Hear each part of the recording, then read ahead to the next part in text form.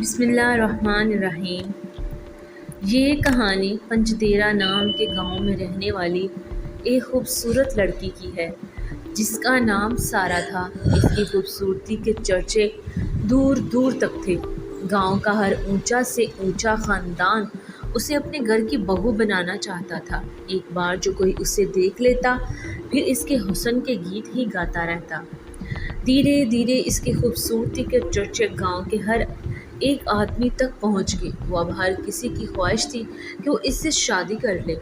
ایک دن کچھ لڑکے گاؤں کے ایک پرانے درخت کے پاس بیٹھے ہنسی مذاق کر رہے تھے کہ اچانک سارا کا ذکر چھڑ گیا۔ وہ نوجوان آنکھیں بھرنے لگے کہ کاش وہ اسے اپنی بیوی بنا سکتے۔ اسی درخت پر ایک جن کا بسیرا تھا۔ وہ ان سب کی باتیں سن رہا تھا۔ وہ سارا کی خوبصورتی کے بارے میں سن کر اس کے دل میں بھی یہ خواہش جاگ اٹھی کہ وہ بھی اس کے حسن کا نظارہ کرے، وہ بھی تو دیکھے آخر سارا کیسی دکھتی ہے۔ لڑکوں کی باتیں سن کر اس کا تجسس اور بڑھ گیا۔ کچھ دیر بعد وہ لڑکے ہنسی مذاق کرتے کرتے آگے نکل گئے۔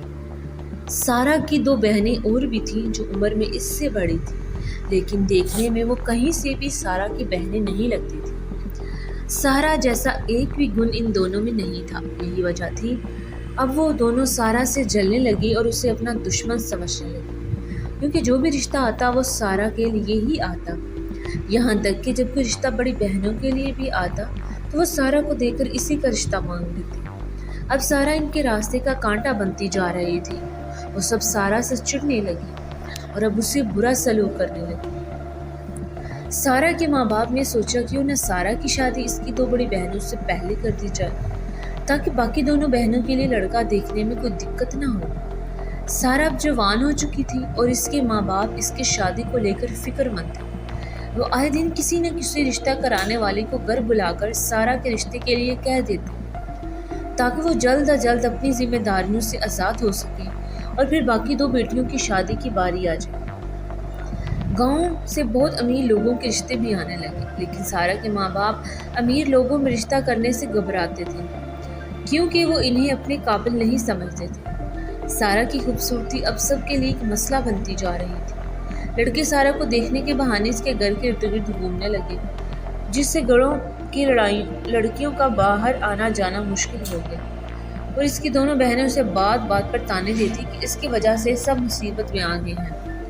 سارا بہت اداس ہو چکی اور سوچتی کہ اس کا تو کوئی قصور بھی نہیں، پھر سب اس کے ساتھ ایسا کیوں کرتے ہیں۔ ایک دن سارا کسی کام سے بازار جا رہی تھی کہ راستے میں کچھ لڑکے اسے تنگ کرنے لگے، فحش نگاہیں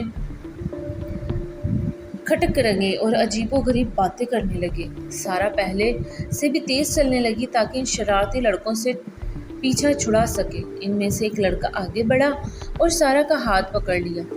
سارا بہت گھبرا گئی اور ہاتھ چھڑانے کی کوشش کرنے لگی، لیکن ناکام رہی۔ آس پاس کے لوگ اب وہاں اکٹھے ہونے لگے اور دیکھنے لگے یہ کیا ہو رہا ہے۔ اب سارا زور زور سے چلانے لگی، میرا ہاتھ چھوڑو، لیکن وہ لڑکا اپنے دوستوں کے ساتھ ہنستا جا رہا تھا۔ اتنے میں ایک نورانی چہرے والا خوبصورت نوجوان بھیڑ میں سے آگے بڑھا اور جھٹ سے اس شرارتی لڑکے سے سارا کا ہاتھ چھڑا دیا۔ سارا ہاتھ چھڑاتے ہی وہاں سے بھاگ نکلی۔ اب شرارتی لڑکے اس نوجوان کو اکیلے دیکھ کر اس پر ٹوٹ پڑے، لیکن پورا ہجوم یہ دیکھ کر حیران رہ گیا کہ اس اکیلے نے ایک ہی بار میں 5 لڑکوں کو زمین پر گرا دیا۔ نوجوان کو تگڑا پا کر وہ شرارتی لڑکے وہاں سے بھاگ نکلے۔ اگلے دن پڑوس کی خالہ سارا کے گھر چلی گئی اور اس کے ماں باپ کو سب بتا دیا، اور جو اس دن راستے میں ہوا انہوں نے یہ بھی بتایا کہ کس طرح اس اکیلے لڑکے نے 5 شرارتی لڑکوں کو سبق سکھایا اور انہیں دم دبا کر بھاگنے پر مجبور کر دیا۔ سارا سوچنے لگی مجھے تو لگا تھا وہ سب لڑکے مل کر اس کا حال ہی برا کر دیں گے، چلو اچھا ہوا بھلائی کرنے والے کے ساتھ بھلا ہو گیا۔ خالہ کے جانے کے بعد سارا کو گھر سے خوب ڈانٹ پڑی اور اسے کہا گیا اب وہ گھر سے کم نکلے۔ سارا اداس ہو کر اپنے کمرے میں چلی گئی اور کھڑکی کے پاس جا کر بیٹھ گئی جو باہر گلی میں کھلتی تھی۔ وہ اداس بھری نگاہوں سے باہر آتے جاتے لوگوں کو دیکھنے لگی۔ اسی دوران اچانک اس کی کھڑکی کے سامنے ایک لڑکا آ کر کھڑا ہو گیا۔ سارا اسے دیکھ کر حیران رہ گئی، یہ تو وہی لڑکا تھا۔ وہ گھبرا گئی، اگر کسی نے دیکھ لیا تو بڑا بھونچال ہو جائے گا، آج ہی تو اس نے سب کو پریشانی میں ڈال دیا تھا۔ وہ فوراً وہاں سے اٹھ کر جانے لگی، تب اس لڑکے نے اس کا نام پکارا، سارا۔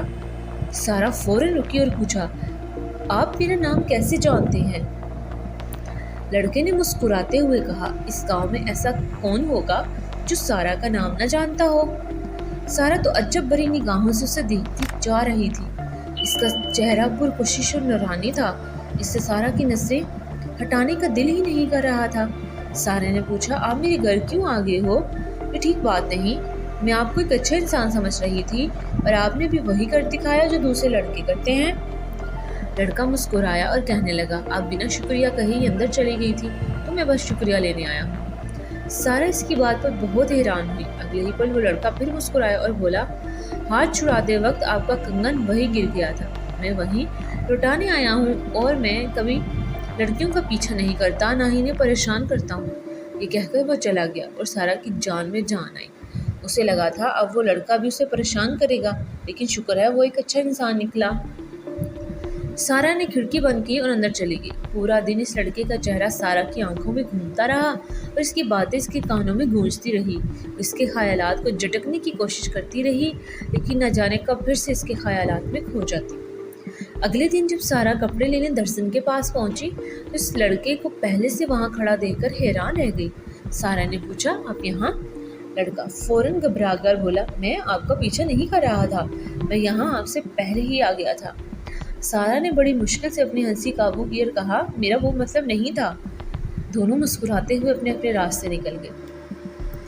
کپڑے لے کر سارا جلدی سے گھر پہنچی، کیونکہ آج اسے لڑکے والے دیکھنے آ رہے تھے اور اسے تیار بھی ہونا تھا۔ گھر پہنچتے ہی وہ جلدی سے تیار ہوئی اور مہمانوں کا انتظار کرنے لگی۔ جیسے ہی مہمان آئے، سارا کھانے پینے کا سامان لے کر ان کے سامنے گئی، لیکن سامنے بیٹھے شخص کو دیکھ کر حیران رہ گئی۔ یہ میرے رشتے کے لیے آیا ہے؟ سارا نے تعجب سے سوچا۔ سارا کے سامنے اس کے والد کی عمر کا ایک ہٹا کٹا آدمی بیٹھا تھا جو کافی امیر لگ رہا تھا۔ اس کے ساتھ 3 چھوٹی بچیاں بھی تھیں۔ مہمانوں کے جانے کے بعد اماں ابا آپس میں باتیں کرنے لگے، کیا کریں، ہم تو تھک گئے ہیں، ہماری سارا کے لیے کوئی بھی مناسب لڑکا نہیں مل رہا۔ یہ آدمی ہے تو بہت امیر اور ہماری سارا کے لیے خواہش مند بھی ہے، پر ہر اس کی عمر کچھ زیادہ ہی ہے، سارا تو ابھی بہت چھوٹی ہے۔ اماں بولی، اس کی 2 بہنیں اور بھی ہیں، اور مجھے ڈر ہے کہیں وہ سارا کی وجہ سے مصیبت میں نہ پڑیں۔ وہ دونوں بہت پریشان تھے۔ سارا یہ سب سن کر رونے لگے، پھر سے کھڑکی کے پاس آ کر بیٹھ گئی۔ اس کے دماغ میں پھر اسی لڑکے کا خیال آنے لگا۔ اس کا دل چاہا کہ اس وقت وہ اس کے پاس آ جائے اور اس سے باتیں کرے تاکہ اس کے دل کا بوجھ ہلکا ہو سکے۔ سارا نے سوچا، نہ جانے کیا بات ہے اس لڑکے میں کہ اس کی طرف ایک عجیب سی کشش محسوس ہوتی ہے۔ ابھی وہ یہی سوچ رہی تھی کہ اچانک وہی لڑکا اس کی کھڑکی کے پاس آ کر کھڑا ہو گیا۔ سارا گھبرا کر، یہ کیسے ہوا؟ میں ابھی اس کے بارے میں سوچ رہی تھی، یہ اچانک یہاں آ گیا۔ لڑکی نے پوچھا، آپ اداس ہیں؟ سارا کی آنکھوں سے آنسو بہنے لگے۔ وہ کچھ بول نہ سکی اور کھڑکی بند کر کے کمرے میں بھاگ گئی۔ کمرے میں جا کر وہ خوب روئی۔ جیسے ہی وہ تھوڑی دیر کے لیے خاموش ہوئی، اسے اماں ابا کے کمرے سے کسی کی باتیں کرنے کی آواز آنے لگی۔ وہ باہر نکلے یہ دیکھنے کہ گھر میں کون مہمان آیا ہے، لیکن دیکھ کر حیران رہ گئی، یہ تو وہی لڑکا ہے، پر یہ گھر کے اندر کیسے آیا اور اماں ابا اس سے اتنی اچھی باتیں کیوں کر رہے ہیں، جیسے اسے پہلے سے جانتے ہوں، آخر چل کیا رہا ہے؟ سارا الجھن میں اپنے کمرے میں گئی اور ابا سے پوچھا، ابا یہ کون ہے؟ ابا ہنستے ہوئے بولے، یہ میرا دوست ہے، کچھ دن پہلے راستے میں ملا تھا اور سامان اٹھانے میں میری مدد بھی کی تھی، کچھ دن پہلے ہی یہ اس گاؤں میں رہنے آیا ہے، جاؤ اس کے لیے کچھ کھانے کو لے آؤ۔ سارا گئی اور تازہ روٹیاں بنا کر سبزی کے ساتھ لے آئی۔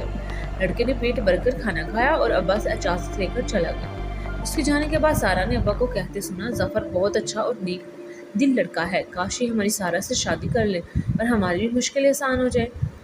سارا کو یہ بات سن کر عجیب سی راحت ملی، جیسے کسی نے اس کے دل کی بات کہتی ہو۔ اچانک اسے سب کچھ ٹھیک ہوتا ہوا دکھائی دینے لگا۔ اسے امید کی ایک کرن نظر آئی اور اس کا دل خوشی محسوس کرنے لگا۔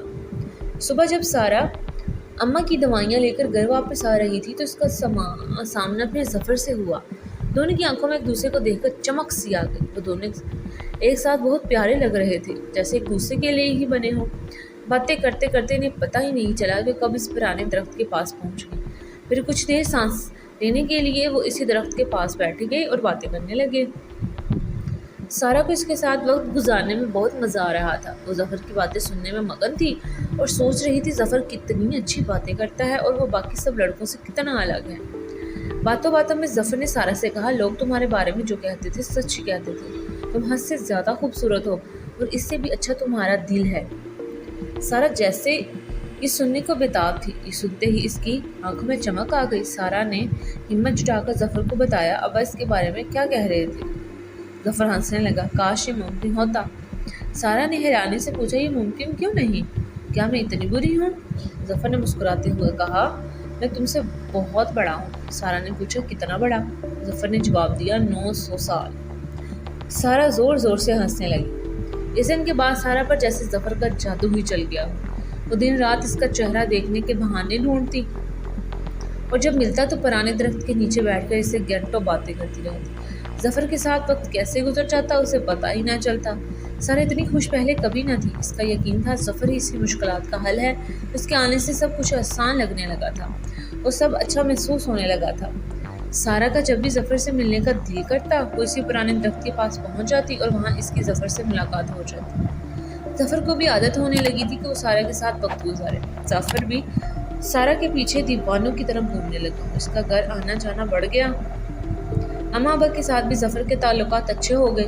اماں ابا اسے اپنے بیٹوں کی طرح ماننے لگے۔ ظفر ایسا تھا جیسے گھر کا ہی ایک حصہ بن چکا ہو۔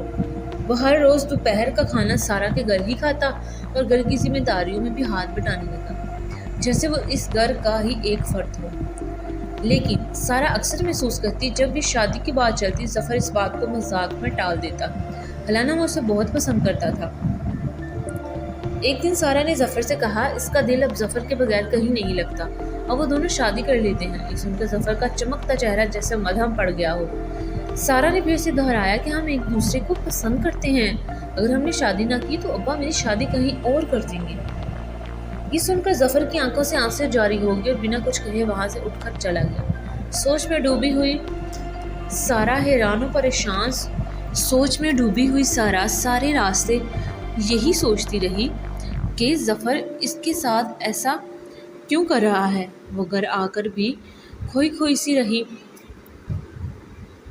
اور بنا کچھ کھائے پیے ہی بستر پر لیٹ گئی۔ وہ یہی سوچتی رہی کہ کہیں یہ یک طرفہ محبت تو نہیں،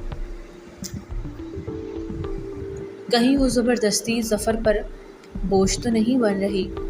اس نے بہت سوچا اور یہ فیصلہ کیا کہ وہ آئندہ کے بعد ظفر سے نہیں ملے گی، اور اس نے ایسا ہی کیا۔